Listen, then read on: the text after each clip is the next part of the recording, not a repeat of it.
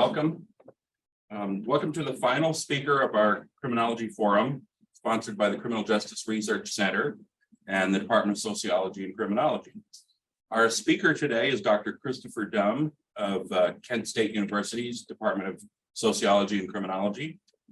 His research focuses generally on the intersection between the criminal justice system, public policy, and inequality. He studies the impact of incarceration on both individuals and society as a whole. This includes public perceptions of those with incarceration histories, as well as specific policies that serve to further stigmatize that group. In his book resulting from his dissertation, Exiled in America, Life on the Margins in a Residential Motel, Dr. Dumm drew upon a year of ethnographic fieldwork, during which time he lived at a residential motel, and to explore how residents experiencing homelessness go about their lives in the context of social policy and stigma that pushes them to the extreme margins of society. His current projects include a qualitative study of families who are relocating to be closer to incarcerated loved ones, as well as quantitative public opinion studies exploring how stigma against formerly incarcerated individuals could be reduced. So please welcome Dr. Christopher Dumm. Thank you so much. Appreciate that. All right, let me pull up this thing.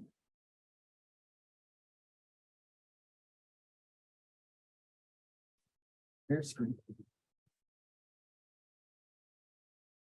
Beautiful. So you can all see what's going on here. I hope so. Perfect. Thank you so much. Awesome. Thank you so much for having me here today. I really appreciate that. My family has a lot of ties to Penn State. My grandfather taught here. Most of my dad's side of the family went here. So I appreciate being here. Thank you, Dr. Kurlichek, for inviting me. Thank you all for coming here. So someone on Twitter one time described my research as depressing but unsurprising. And they said that in the most complimentary way. And they're not wrong. So I'm here to brighten your day with this talk, Exiled in America, Life on the Margins in the Residential Motel, which, as you can tell by the title, is just going to be a real feel-good story for you all. Let's see here.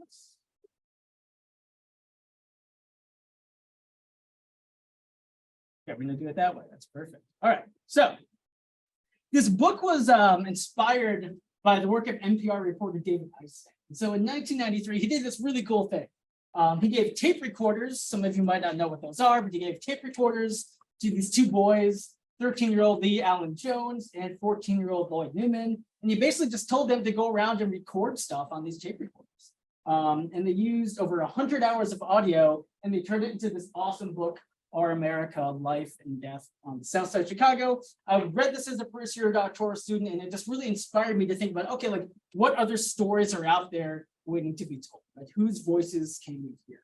So Exiled in America focuses on individuals experiencing sheltered homelessness, right? So sheltered homelessness, what is that? Well, these are sort of pictures of the opposite, right? This is what you'd find if you Google homelessness.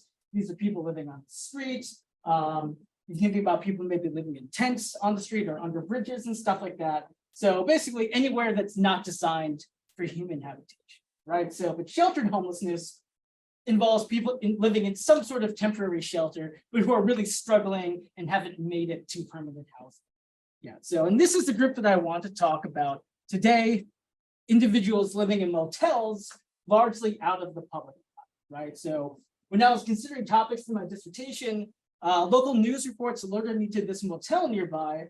It had this dubious reputation of housing individuals with sex offense convictions and people coming out of prison, and also people on DSS, Department of Social Services benefits. So I call this the Boardwalk Motel.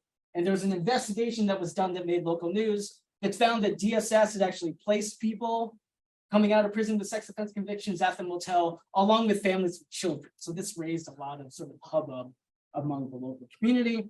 That investigation also uncovered a bunch of code violations. I'm just going to let you read through those there. So some pretty great stuff going on.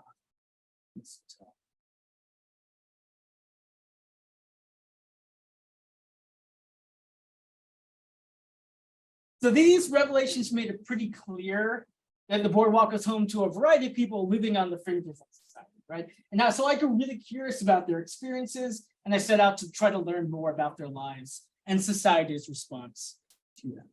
So if you consider sort of like the no-tell motel, right? It's sort of this classic piece of like American culture. We think about, these like flickering vacancy signs and thunderstorms and stuff like that, and like overgrown pools. But it wasn't always that way, right? So back, if you think about sort of the 1940s, we had this improving highway system, right? That made travel way more accessible to people. So people are traveling these highways and they need hospitality on the road, right? So we created what these motor hotels, which we then called motels for short, right? And so in 1954, there were about 20,000 or 29,000 motels in the US. And then by 1961, that number climbed to over 60,000. So we saw this huge boom in motel operation in the United States.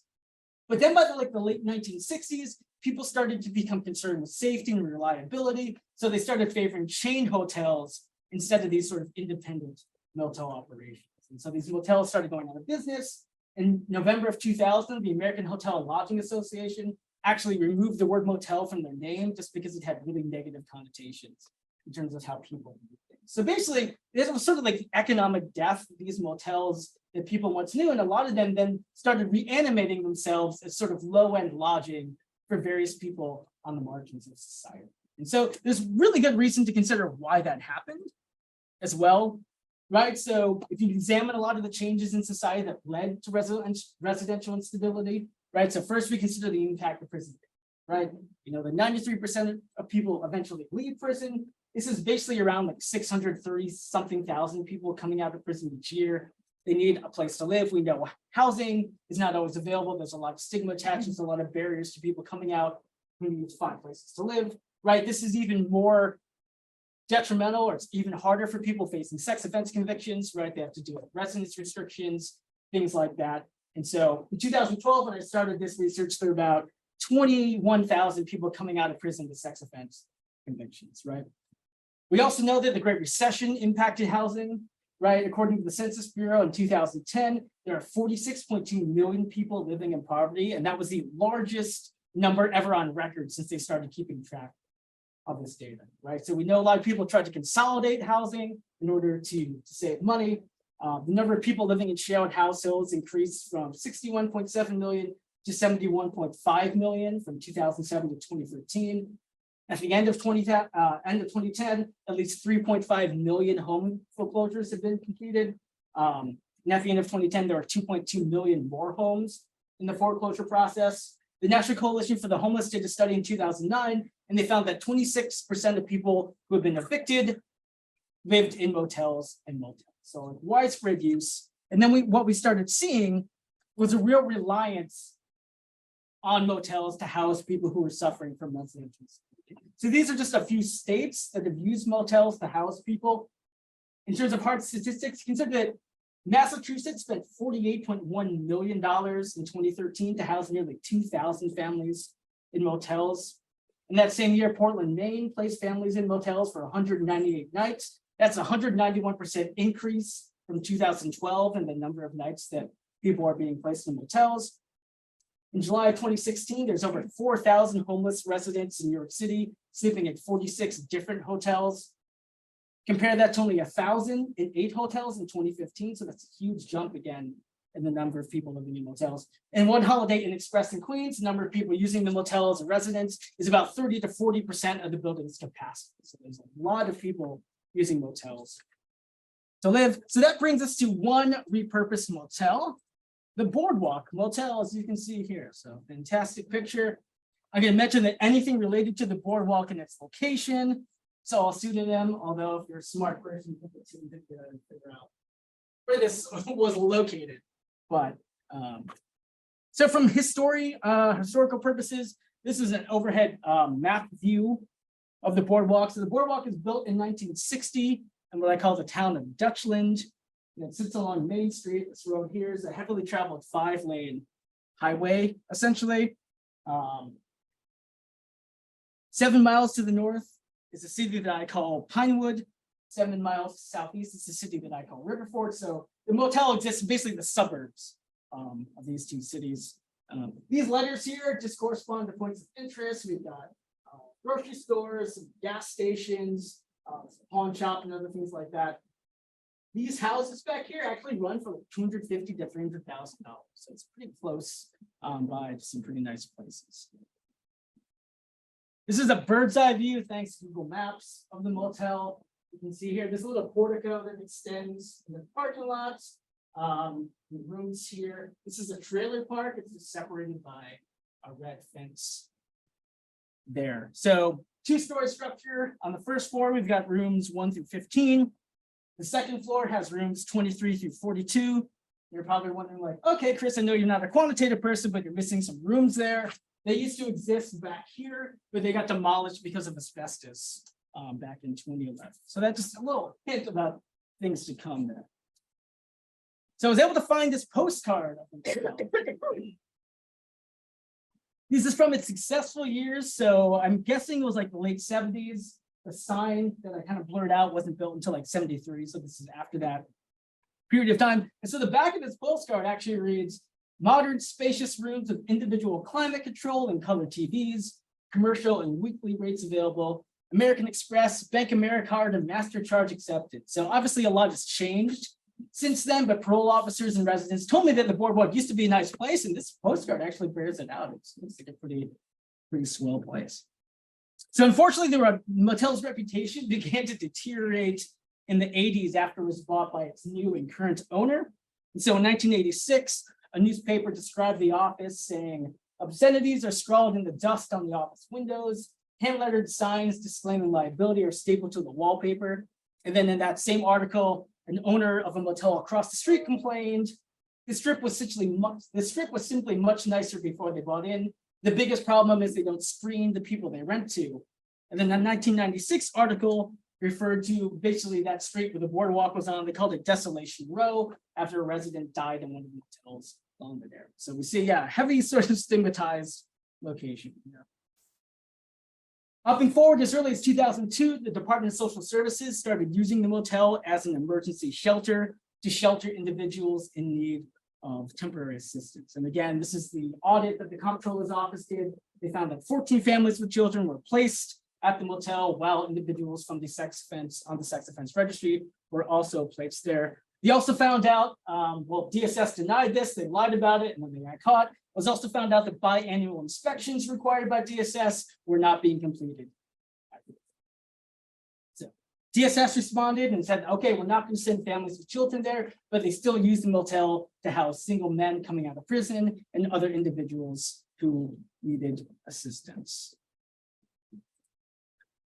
So I characterize these individuals living at motel, I call them social refugees.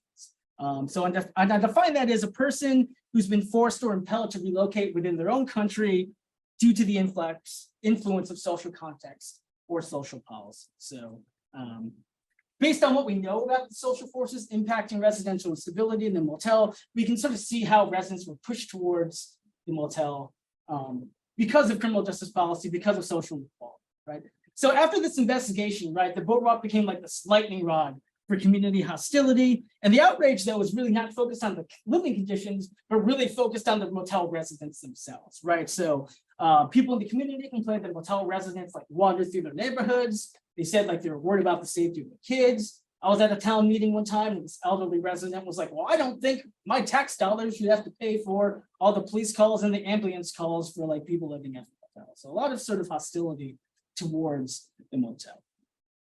And if you look at that table from the 2010 census, it essentially shows us essentially why this is happening, right? So we've got statistics from the city of Riverfort and then the town of Dutchland, right? And so we see Dutchland being a much more economically stable location, higher home ownership, really low poverty rates, right? And so Nelson Mandela writes in his autobiography, if wealth is a magnet, poverty is some kind of pellet, right? So obviously talking in non-academic terms about social stigma, right? There's an intense social stigma applied to the residents of the boardwalk. And what happens, right, is when we apply stigma to people, we rely on stereotypes, we aren't really able to understand who they are or the types of behaviors that they're actually engaged in, right? But so fortunately, we have this tool in our social science arsenal called ethnography, and we can use that research to look at the location and ask what is going on here and actually come up with an empirical answer, right? Instead of something that's sensationalized just based on stigma and stereotypes. So to answer that question, like, what is going on here? I maintained a room at the boardwalk from June 2012 to June 2013. So this is just a picture of my room and my laptop where all the magic happened.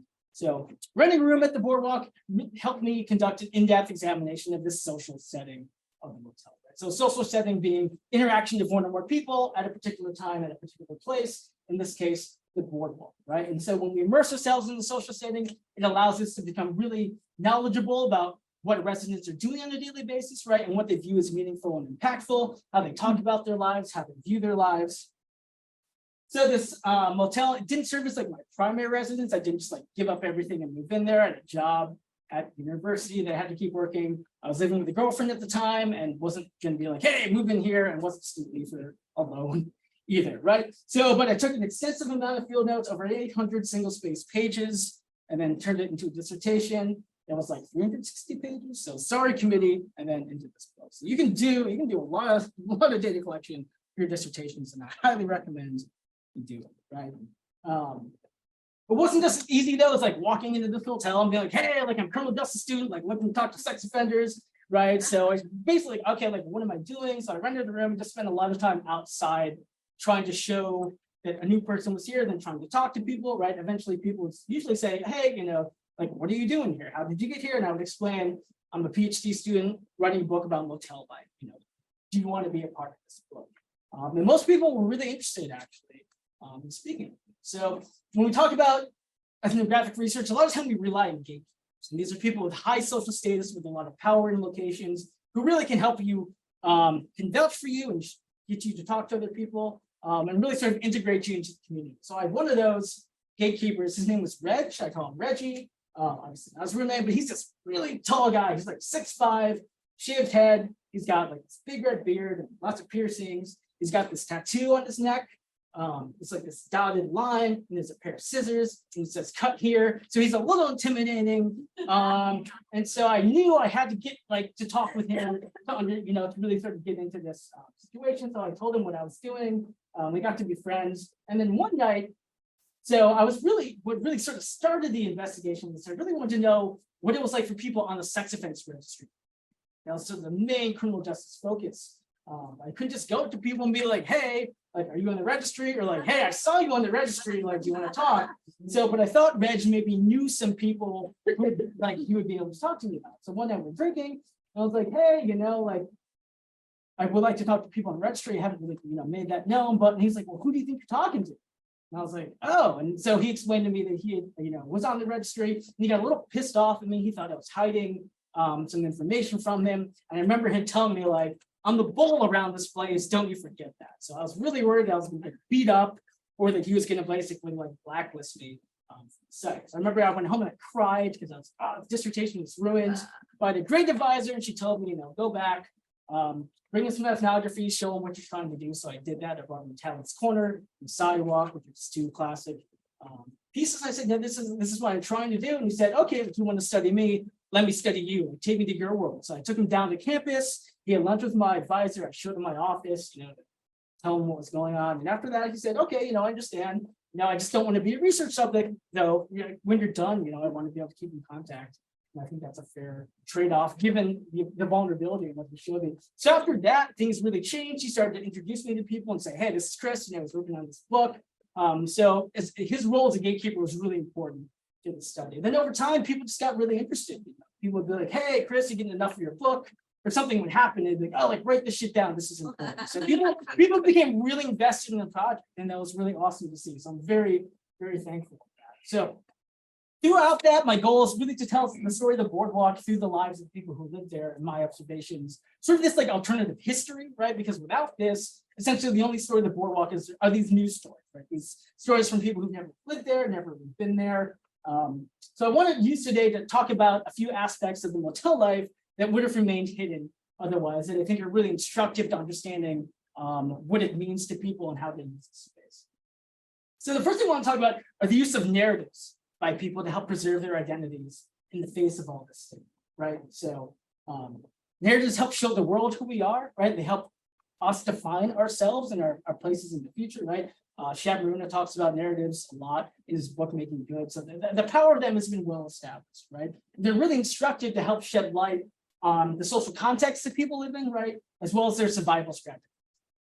So the first example of narrative work I want to discuss involves Biggie. He's this really loud, excitable guy in his 40s. He suffers from a learning disability and he took medication for heart problems. So he and his partner Deirdre, here, you can't see the faces of anyone just for privacy purposes here. But he and his partner Deirdre, they've been living in a friend's apartment, but they moved to the hotel because they actually thought the neighborhood was pretty dangerous. But for Biggie, his narrative is that of being a really sort of stereotypically strong male partner who can provide for his wife. So he really focused on this role of work in order to counter stereotypes. The first day I met him, he told me he was a businessman and he was looking to hire employees to help his business. And I was like, oh wow, this is fascinating. Okay, cool. So I asked him what his business was, and he was like, oh, we do everything. We're open from 9 in the morning to 5 in the afternoon. He's like, we can provide anyone with anything. Oh, wow, what does this involve, right? It took me several days to realize that Biggie just took apart scrap metal in his room, and he just thought he viewed that as his business. Like that was his business, and his room became his office. He would talk about his room as his shop and his bedroom as his office. So this is the picture. This is a picture of Biggie's shop right here. When you talk about it, this is what it was. But you can see like this narrative, right? This businessman narrative gives his life a sense of purpose, accomplishment, right? He talks about his partner saying, she gets whatever she wants. When I met Biggie, he just bought this like gas grill. He kept talking about how that was for her. He wanted to buy her an air fryer, coffee maker, right? So he kept talking about being a businessman and taking care of my right? So that narrative is really important to me. And then in July 2012, he actually bought a car. And he told me, it's worth it. Because now my girl's happy. She lives like a queen, right? So this is a real source of pride. And he actually sort of told me, my girl's messing up with a straight up gangster father and worker. Oh, plus the businessman, don't let him forget that, right? So here he's actually just giving us these identities that he has, right? That are pushing back against the stigma that's assigned. This is a picture of Biggie using this grill here. One time, the whole thing caught on fire, and people were really concerned that he was going to blow up the motel, but nothing ever happened. But a lot of residents actually sort of picked up on this narrative that he was using, right? So I was talking to this guy, Sam, one day, and he laughed, and he's like, yeah, when I first met him, he blew me away, Chris. Let me tell you how he blew me away. He said he had an office, was a businessman. I got an office, but he picks up scrap metal. Like I put 2 and 2 together, right? Because he was thinking he had a real office, and he does. Like in his mind, his apartment is his office, right? So this is something that he's telling everybody, but you can see how he's acting it out and give him a real sense of purpose. So the importance of narratives also, I'm going to showcase the lives of Dee and Toby. So Dee and Toby are recovering heroin addicts. Basically, Dee just summed up her situation by saying nobody wanted us. Their addictions had just burned a lot of bridges, so they didn't have people to help them or places to stay. So they've been living at the boardwalk for a year. When I met them, they had previously been living in homeless shelters, but they were living apart. So for them, living in the boardwalk is a really important thing because they could be together. So Dee told me, like, I fucking hate it in here. Like, I love it. It's my home. I love it. And I asked him, like, do you consider yourselves to be homeless? And so Toby says, no, I mean, I consider what we pay for this, we could have an apartment. We pay our rent, it's not DSS paying, so it's like a studio apartment. Just to give you a heads up, rent essentially for a month at this motel is like $820. Just to give you a sense of it. People are paying for it. So then Dee told me how envisioning this motel, right, how using this narrative of the room as a studio apartment protected their psychological well-being. And she says, we think about this as a studio apartment. We have to, because if we realize where we're at in life, we would just spiral into a massive depression. And the house cleaning that we do would not get done, and the job wouldn't be happening, and we just go on full DSS and we just die. I call it home and I cry in the thought of losing it, because this is all I have. So one day I decided to visit Dee and asked her to give me a tour of this room, right, that meant so much to her. So this is, I'm going to show you a little bit. So this is a view of the room right inside the motel room.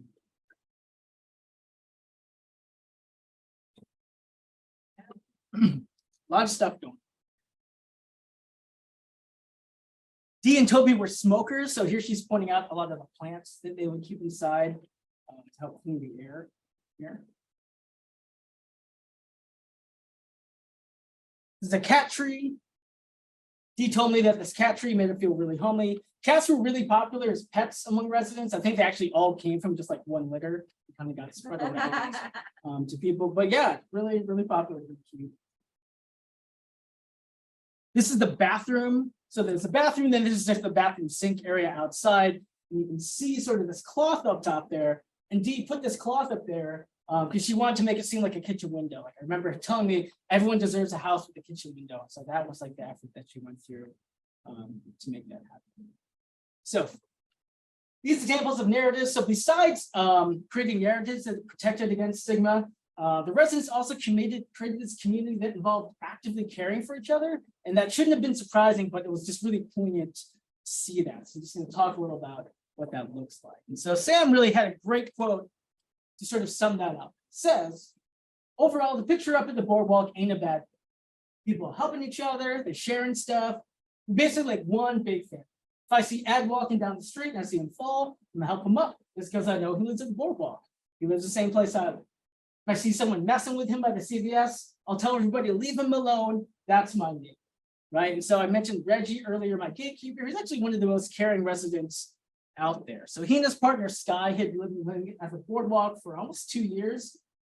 They sort of had some of the most resources that people compared to others. And so they do a lot to prepare food for other residents. So they had a cookout one day, and this is kind of the spread that they made to share with people. For Thanksgiving, they made this really large meal. They shared it with a bunch of their friends who lived at the motel. So they got this cheese plate, a homemade cheese log. They also made baked beans, sweet potatoes, vegetables, a roasted chicken in a toaster oven. I made some mac and cheese and brought it, but I screwed up because I put soy milk instead of real milk. And so it had this weird vanilla flavor. So it's not as good as the other stuff.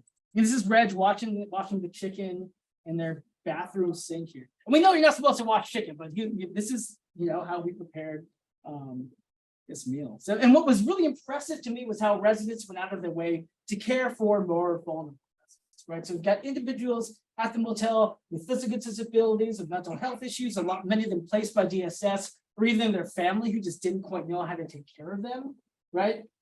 And so what these residents have in common is a lot of them just have so many vulnerabilities that self-sufficiency is really impossible. So Reg would tell me there are a lot of mental patients here, they don't belong, right? And that was pretty obvious to a lot of the people who live there. So there's this exchange between Elizabeth, the manager, and she's talking about these clients with Sam. And so Elizabeth says, case workers don't watch them. And Sam says, yeah, they don't ever check on them. I don't know what they got case managers for. They don't do nothing. They just dump them up here. I don't know your job description, but I'm pretty sure it involves more than just leaving the motherfuckers. And so we're very aware of sort of this neglect.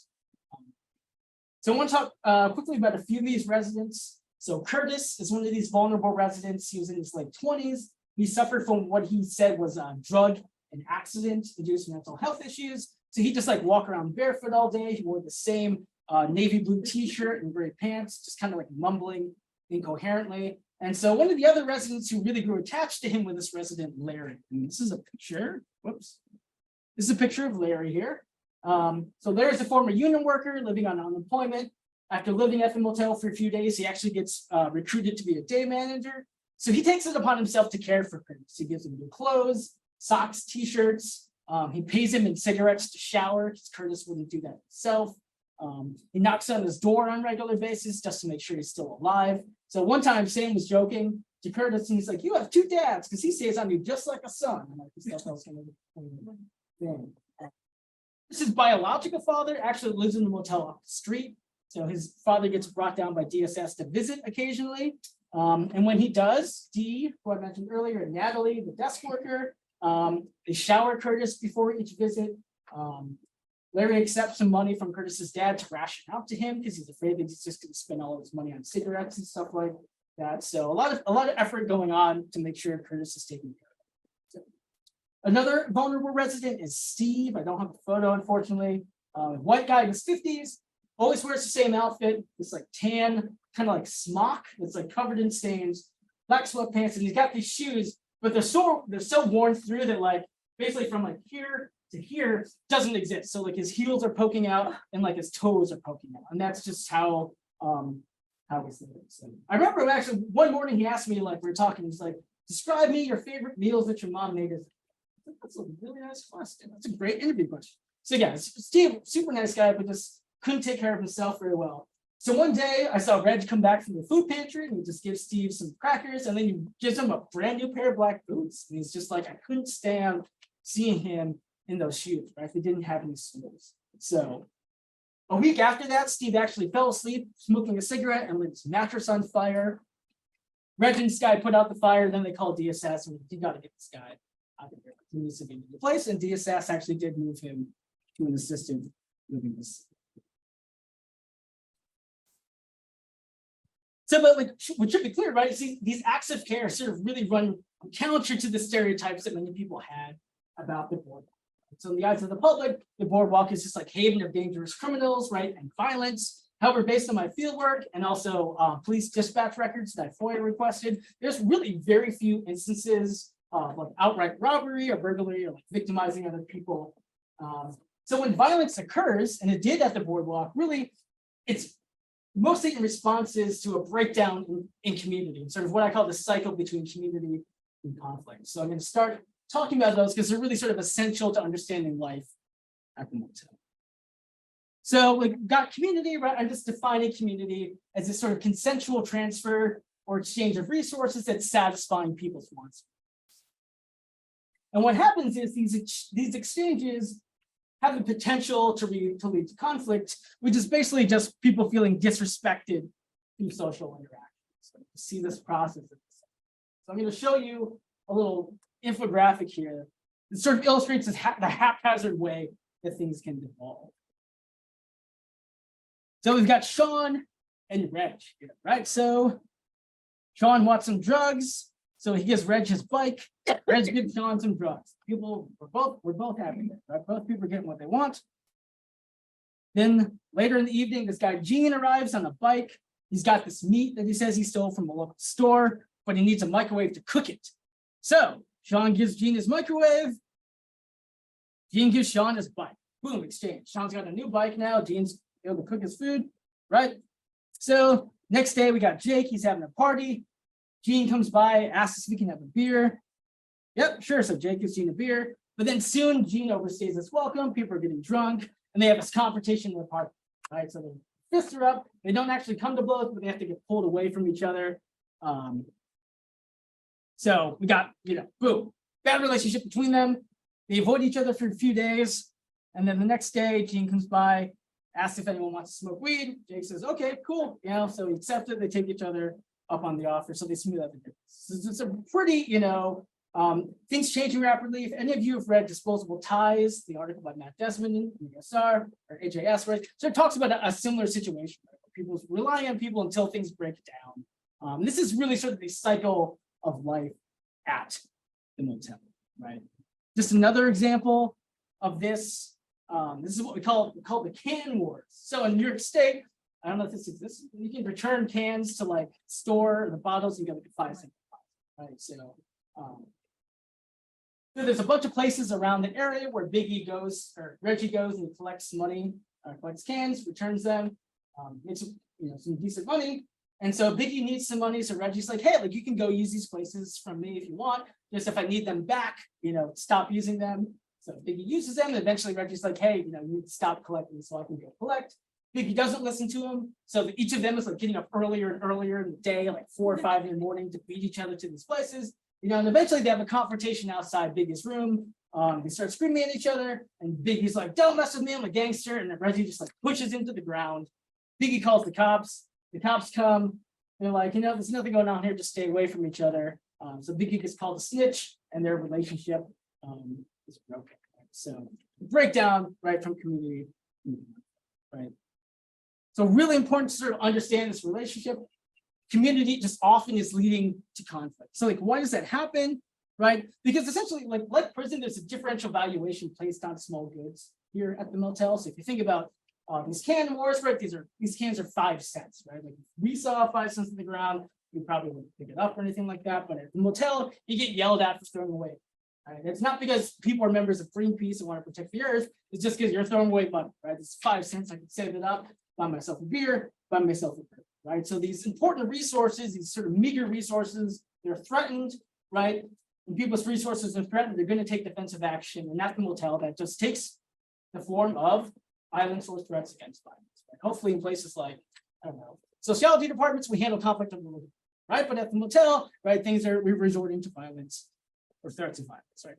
Why? First, like, there's a lack of authority figures at the motel, right? This motel manager's not going to do anything, right? Someone told me, like, hey, like it's not high school, you can't go to the principal, like you got to take care of stuff. So, right. Also, people don't want to call the police. People get criminal records, they don't want police involved. Also, if someone's not paying you for drugs, like you can't really call the police to save them. Right? There's no recourse there. Third, right, if you think of sort of like put to the street, people don't want to be viewed as vulnerable, right? When people's resources are threatened, they need to make sure, that they respond and save face and don't appear weak. Right. And that essentially is going to affect the social standing in the town. So people don't really have a lot to rely on in terms of status, right? The world hasn't given them a very good standing in terms of employment, right? They got stigma, they got convictions and stuff like that. So really the way to enhance that reputation to gain status is through your violence and your capabilities. Okay, right. But it's easy, right, to think how, okay, so we got the reg and the biggie, we got the cops called. It's easy to think like if you were driving by or walking, you might see that. Over a period of time, I think, wow, this place is really dangerous. Like the cops are always here, right? What's going on? Everyone here is with a dangerous person. But sort of once you understand the culture, right, the deprivations that people are enduring, the way they need to seek out community to survive, and how that breaks down into conflict, you can see sort of that these interactions, even when violence occurs and threats of violence, is really sort of almost a very rational response given the social and structural constraints that these people are facing at the motel. Right. Especially when you think about sort of some of the mental health issues that people are dealing with, it's really hard to have sort of any sort of like formal conflict resolution. Let's just sit down and talk it out. That's just not an option. So earlier I talked about sort of defining these residents as social refugees, and you might be like, wow, Chris, that refugee metaphor, like you're really stretching it there. Maybe sounds a little dramatic, right? These people aren't fleeing natural disasters, not fleeing a war or anything like that. And I admit I did wrestle with this term for a little while, but I'm going to talk about something right now that I think does make this refugee metaphor tragically fit.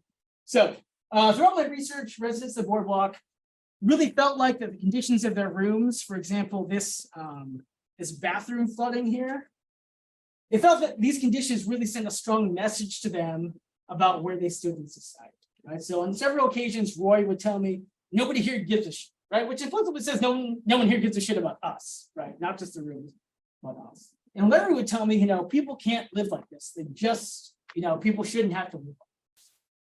Even the day manager, Elizabeth, we would talk about, like these room conditions. Why haven't you fixed them up? And she literally just told me, you're only getting guys from social services. They don't give a shit. So it just is this feeling, right?